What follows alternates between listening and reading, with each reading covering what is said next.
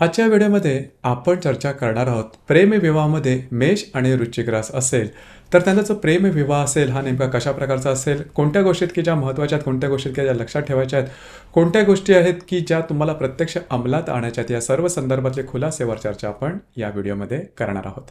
या ज्या दोन्ही राशी आहेत म्हणजे मेष राशी आणि वृश्चिक राशी, या दोन्ही राशी षडाष्टकामध्ये येणाऱ्या राशी आहेत. जसं की याच्या आधीचा जो व्हिडिओ होता मेष आणि कन्या राशीबद्दल, त्यामध्ये सुद्धा आपण षडाष्टकाबद्दल विचार केला होता, परंतु त्यामध्ये जो आपण विचार केला होता तो मृत्यू षडाष्टकाबद्दल केला होता. आता या एपिसोडमध्ये किंवा या व्हिडिओमध्ये जे षडाष्टक आहे ते प्रीती षडाष्टक. याच्यामध्ये कारण एक आहे, दोन्ही राशी एकमेकांपासून 6 किंवा 8व्या स्थानामध्ये येतात म्हणजे मेष आणि वृश्चिक, परंतु या दोन्ही राशींचा स्वामी एकच आहे मंगळ, त्याच्यामुळे याला प्रीती षडाष्टक असं म्हटलं. त्याच्यामुळे षडाष्टकाचा जो दोष आहे तो या राशींना तसा येत नाही, मेष किंवा वृश्चिक राशीला, जी की चांगली गोष्ट आहे. दुसरी महत्त्वाची गोष्ट म्हणजे प्रेमविवाहाच्या संदर्भात जर का समजून घ्यायचं असेल तर यांचा जो मूलभूत स्वभाव आहे, यांच्या भावभावना आहेत, या समजणं थोडंसं महत्त्वाचं ठरतं किंवा त्यांचं जे व्यक्तिमत्व कशा प्रकारचं आहे हे सुद्धा समजून घेणं थोडंसं महत्त्वाचं ठरतं. तर सर्वात पहिल्यांदा आपण मेष राशीबद्दल विचार करू. तर कालपुरुषाच्या पत्रिकेमध्ये प्रथम स्थानामध्ये येणारी रास आहे पुरुष रास आहे. राशीचा जो स्वामी आहे तो मंगळ आहे. या राशीचं जे तत्व आहे ते अग्नितत्व आहे आणि ही जी रास आहे ही चर स्वरूपाची रास आहे. पहिली सगळ्यात महत्त्वाची गोष्ट या राशीच्या संदर्भातली अनुभवास येते ते म्हणजे पूर्ण पुरुष ही रास आहे. म्हणजे कुठलीही गोष्ट करायची असेल तर धडाक्यात पूर्ण करायची आणि पटकन पूर्ण करायची, कुठल्याही गोष्टीसाठी जास्त वेळ लावायचा नाही, शिस्तीमध्ये एखादं काम करायचं, नेमकं काम करायचं आणि एखादी गोष्ट किंवा वस्तू जर का करायची झाली तर मागचा पुढचा विचार करायचा नाही, कोणालाही घाबरायचं नाही, ना परिस्थितीला ना व्यक्तीला. आपलं काम महत्त्वाचं आहे आणि संपूर्ण समर्पणाने, पूर्ण आत्मविश्वासाने, पूर्ण शक्तीने, पूर्ण जिद्दीने, पूर्ण मेहनतीने ते काम पूर्णत्वाला न्यायचं.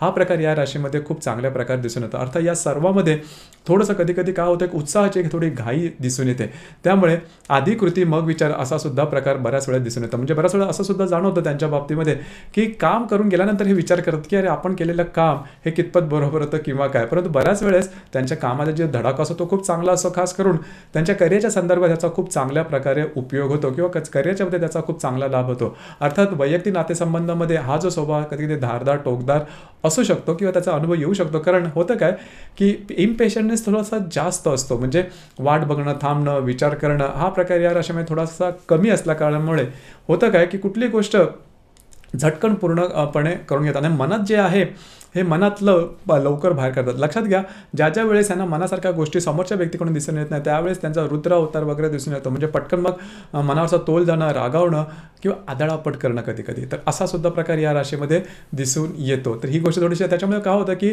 बरीचशी माणसं यांच्यापासून थोडंसं 4 हात लांब राहणं पसंत करतात. आणि दुसरी गोष्ट म्हणजे यांची वाणी थोडीशी तिखट असते, कडवट असते. अर्थात यांना डिप्लोमॅसी वगैरे जमत नाही, म्हणजे गोड बोलणं किंवा साखर पेरणी करणं हे यांना तसं जमत नाही. त्याच्यामुळे जे काही हृदयात असतं ते त्यांच्या वाणीमध्ये असताना वाणी कधी कधी कडवट होऊन जाते, तिखट होऊन जाते आणि त्यामुळेच ज्या व्यक्ती असतात ते थोडंसं त्यांच्यापासून लांब राहतात. त्याच्यामुळे ही जी सगळी गोष्ट आहे त्यांचा इम्पेशंटनेस आहे किंवा त्यांचं जे बोलणं आहे यामुळे त्यांच्या वैयक्तिक नातेसंबंधावरती याचा विपरीत परिणाम होऊ शकतो. परंतु यांना व्यवस्थितपणे जर का समजून घेतलं तर मात्र तुम्हाला त्याच्या व्यक्तिमत्वाबद्दलचे हे जे कंगोरे आहेत हे कंगोरे तुम्हाला चांगलेच वाटतील. कारण हा पूर्ण पुरुषाची ही रास आहे.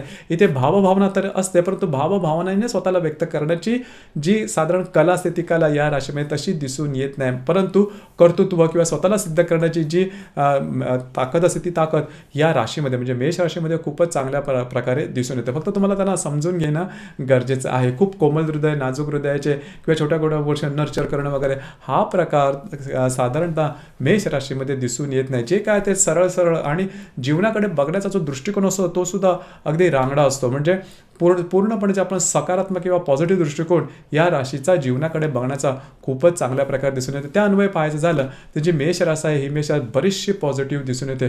फक्त जो अवखळपणा म्हणतो किंवा ऊर्जेचा जो स्त्रोत असतो तो जोरदार असतो, कधी कधी अंगावर येणारा सुद्धा असतो. कारण त्यांच्या वागण्या बोलण्यामध्ये, इव्हन बोलण्यामध्ये सुद्धा जर का तुम्ही पाहिलं तर पटापट बोलतील आणि तुम्ही विचारलेल्या प्रश्नांची उत्तरे सुद्धा झटकन देत नाही. तुमच्याकडून सुद्धा तसेच अपेक्षा करतील उत्तराची आणि तिचा काय वेळेवर मिळाली नाही तर मात्र चिडचिड त्यांच्याकडून दिसून येते. तर हा जो प्रकार असतो हा प्रकार साधारण मेष राशीमध्ये दिसून येतं त्यांच्या म्हणजे एकंदरीत चालण्या बोलण्यातून सुद्धा हा प्रकार दिसून येतो. फॅशनच्या बाबतीत सांगायचं झालं किंवा त्यांचं वागणं किंवा याच्या संदर्भात फॅशनच्या संदर्भात त्यांना आवड असते. अर्थात फॅशनच्या बाबतीमध्ये पैशाचा खर्च करण्याच्या बाबतीत सुद्धा ह्या ज्या व्यक्ती असतात या व्यक्ती मागे पुढे बघत नाहीत.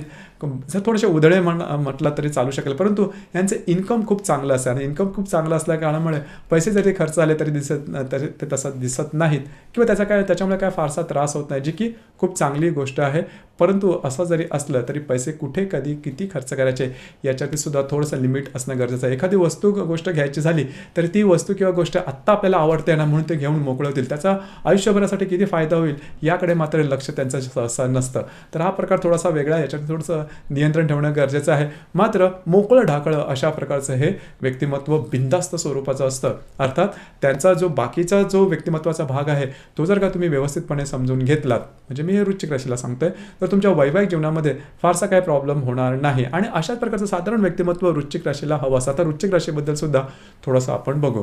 तर वृश्चिक राशीबद्दलचे बरेचसे मनामध्ये एक वेगळ्याच प्रकारचे अनुभव किंवा वेगळ्याच प्रकारची एक आपण डेफिनेशन किंवा व्याख्या बनवलेली असते, परंतु ती मुळात तशी नसते. आणि ती का ते आता आपण बघू.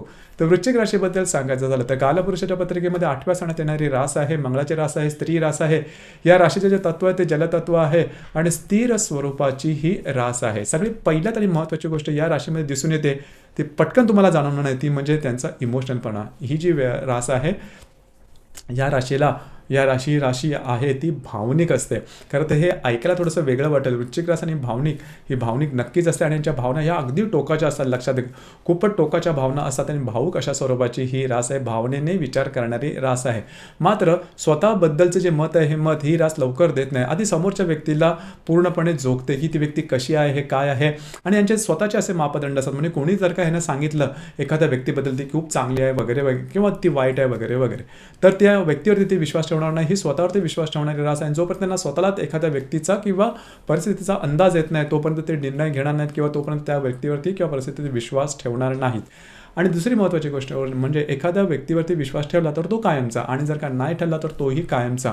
म्हणूनच जर का प्रेम विवाहामध्ये मेष आणि वृश्चिक राशी एकत्र येत असतील तर प्रेमाच्या आधी जसा मेष राशीचा स्वभाव होता, जसा त्यांचं व्यक्तिमत्वाचा, जसे त्यांचे विचार होते, तसं त्यांचं संपूर्ण जीवनाकडे बघण्याचा दृष्टिकोन तसाच विवाहानंतर सुद्धा असायला हवा. त्याच्यामुळे थोडी जरी कसूर असेल, थोडी जरी कमतरता असेल तर ती लगेच ओळखली जाईल वृश्चिक राशीकडे आणि मग तुमच्याबद्दलचा वेगळा विचार सुरू होईल. तो निगेटिव्ह विचार सुरू होईल. नंतर अशा प्रकारचा विचार सुरू झाला तर तो आयुष्यभर राहील. लक्षात घ्या, मग तुम्हाला विवाह सुख मिळणं जवळजवळ कठीण. तर साधारणतः तुम्ही जसे आहात, ज्या प्रकारे आहात किंवा विवाहाच्या आधी ज्या प्रकार म्हणजे मी मेष राशीला सांगतोय, जर का त्यांनी तसंच व्यक्तिमत्व विवाहाच्या पुढे जरी असेल तर मात्र जी वृश्चिक राशी असेल तुमच्याकडे काही करायला तयार, अगदी कुठल्याही पातळीपर्यंत तुमच्या जीवनाचं संपूर्णपणे जे कंट्रोल आहे ते स्वतःकडे घेईल. तुमची संपूर्ण जबाबदारी स्वतःकडे घेईल. लक्षात घ्या, यामध्ये ही जी वृश्चिक रास आहे या वृश्चिक राशीच्या बाबतीत होतं काय की प्रेम त्यांचं एवढं जबरदस्त असतं की भावना एवढं त्याच्यात जबरदस्त दाखवणार नाहीत, परंतु मनामध्ये असतात की तुमच्या संपूर्ण जबाबदारी तुमच्याकडे, आणि त्यामुळेच थोडंसं पॉझिटिव्हनेस तुमच्याबद्दलचा जास्त जाणवेल. म्हणजे तुम्ही कुठे जायला हवं, काय करायला हवं, काय खायला पाहिजे हवं, म्हणजे तुमच्या सगळ्या व्यक्तिमत्वाची मानसिक आणि शारीरिक आणि पूर्ण सामाजिक जी तुमची पूर्ण प्रतिमा असेल त्याची संपूर्ण जबाबदारी. म्हणजे तुम्ही व्यवस्थित असलं पाहिजे, चांगलं असलं पाहिजे, नीट्स असलं पाहिजे वगैरे वगैरे, सगळ्या गोष्टी अगदी काटेकोरपणे पाळल्या जाते. म्हणजे आपला माणूस हा परफेक्टच असला पाहिजे, नीटच असला पाहिजे. म्हणजे स्वतःकडे त्यांचं लक्ष नसेल परंतु तुमच्याकडे लक्ष जास्त राहील. अर्थात ही जी गोष्ट आहे थोडीशी कर्क राशीमध्ये सुद्धा दिसून येते, परंतु कर्क राशीचा जो पॉझिटिव्हनेस हा अगदी सॉफ्ट असतो आणि वृश्चिक राशीचा पॉझिटिव्ह हा हातामध्ये छडी घेतलेल्या शिक्षकांसारखा असतो. म्हणजे त्या गोष्टी जोपर्यंत तुमच्याकडून होत नाही त्या करून घेतल्या जातील आणि ती गोष्ट खरं तर चांगली असते. त्यावेळेला तुम्हाला थोडीशी वेगळी वाटेल, म्हणजे मेष राशीला सांगतोय मी, पण तो पुढे जाऊन तुम्हाला त्याच्यातला जो गोडवा आहे किंवा त्याच्यातला त्यांच्यातली जी भावुकता आहे की भावना विवशता आहे हे तुम्हाला निश्चित समजेल.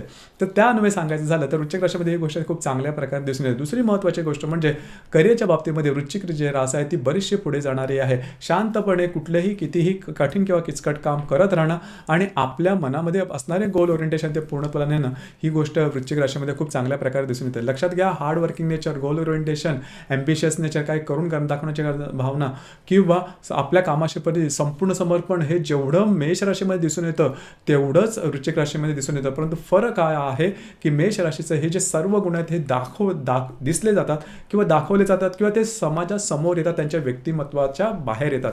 ही जी गोष्ट आहे ही गोष्ट वृश्चिक राशीमध्ये दिसून येत नाही. वृश्चिक राशी अगदी शांतपणे स्थिरपणे स्वतःचं काम करत राहते. त्यांच्या करिअरच्या बाबतीत त्यांना किती दुःख असेल, किती यातना असेल, किती त्रास असतील तर ते प्रत्यक्ष बोलून दाखवणार नाहीत. शांतपणे आपलं काम करत राहायचं. जिद्द, चिकाटी, महत्वाकांक्षा ही खूप चांगली असते.